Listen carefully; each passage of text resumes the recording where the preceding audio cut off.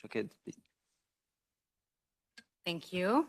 Yes, I represent 12 Israeli leading human rights NGOs, and I want to add to what was said here from our experience, just some more aspects. First, I want to stress that the delegitimization campaign against civil society hasn't started on October 7th. It's an ongoing campaign that started long before that, maybe for the last 15 years, and it's aimed against almost any kind of criticism against the right-wing governments. It includes chasing organizations, individuals, artists, people in the academy, political representatives, and more. And it is paralleled by an international campaign that actually colors any criticism as kind of anti-Semitism. And we're talking about criticism on policy, not on the mere existence of Israel, but on what its government chooses to do. So this different forms of cooling effects, censorship, and suppression just got a push by the current war, but it existed before. The ground was there. And there is another component that is unique to this current time, not only the war, but also the unprecedented power of the extreme right in Israeli politics.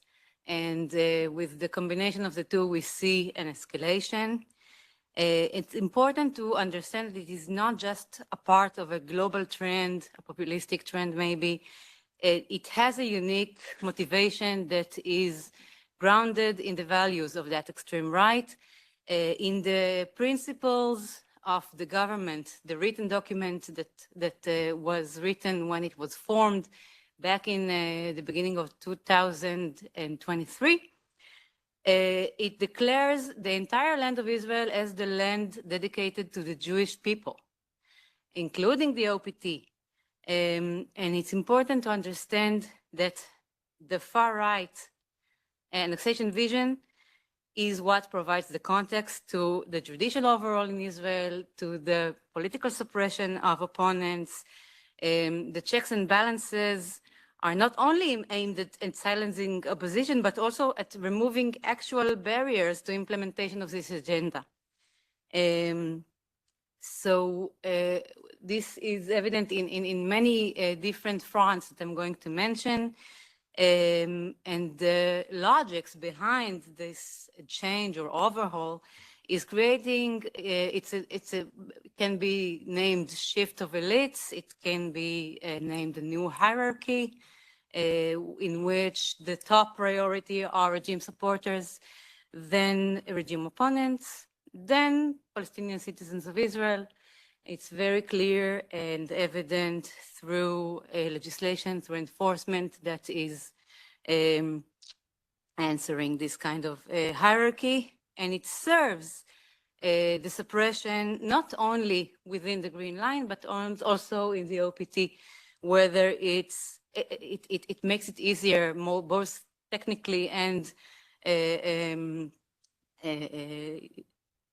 creating the atmosphere for suppression of Palestinians, for violation of human rights in Gaza, for killing, for forcible displacement, both in Gaza and in the West Bank, for prevention of humanitarian aid, and for annexation that is taking place already. The war just gave all that a push.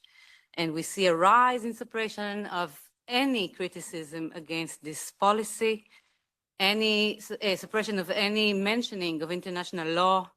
Demonstrations are being suppressed with harsh political violence and arrests.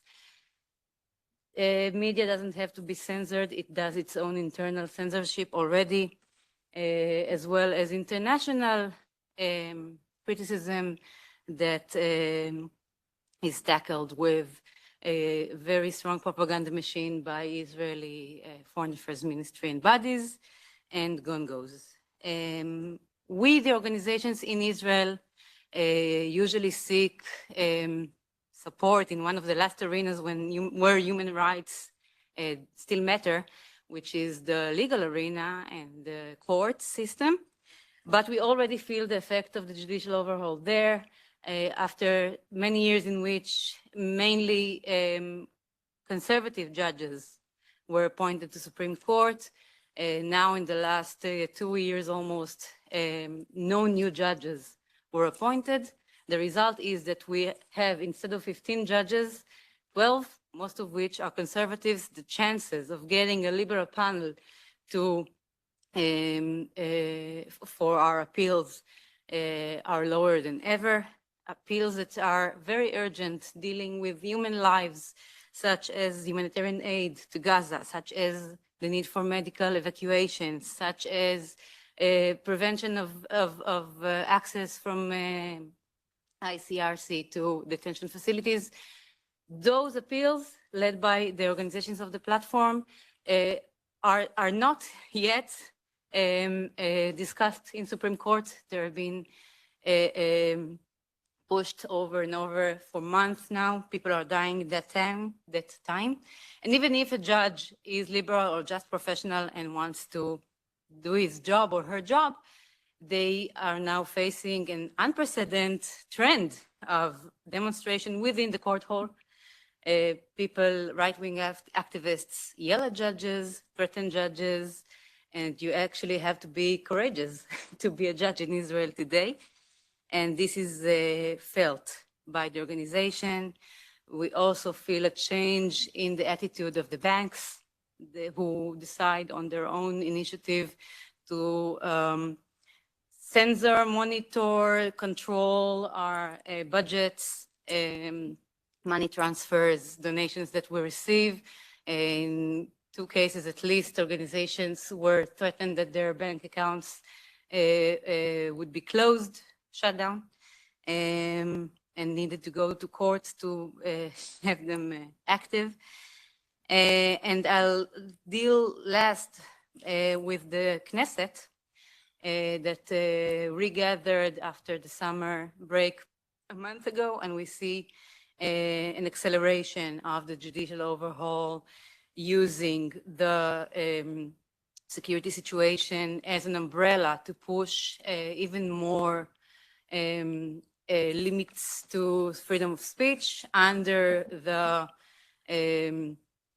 definition of fighting terror.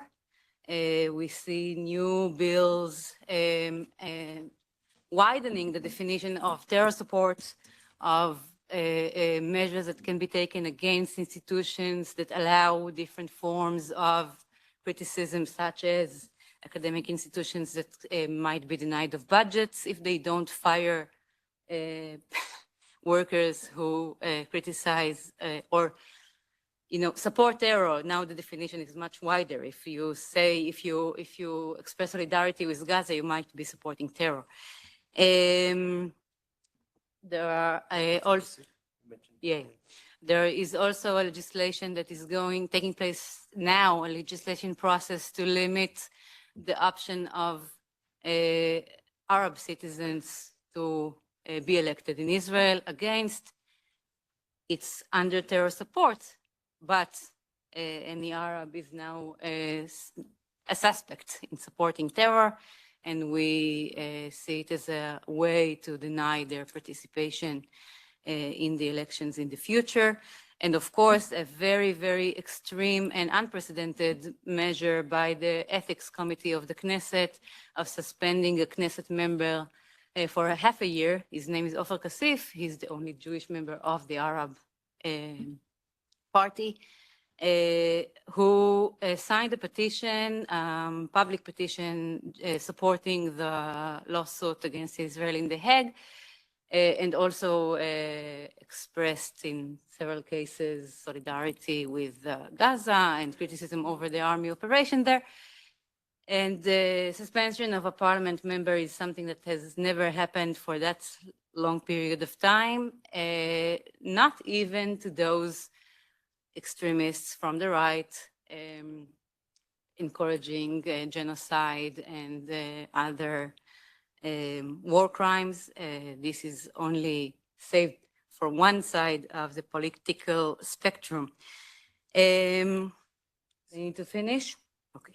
So I want to thank you first, Ms. Jalloul, for hosting this event. We are facing a huge propaganda machine, as I said. It's really, really important to listen to the Israeli people who stand for human rights and justice. The world needs to stop standing idly by. This has been going on for years, and it's happening thanks to the fact that there is no cost to that change of policy, and this is a slippery slope. As you know, it can be the case in other places really, really soon.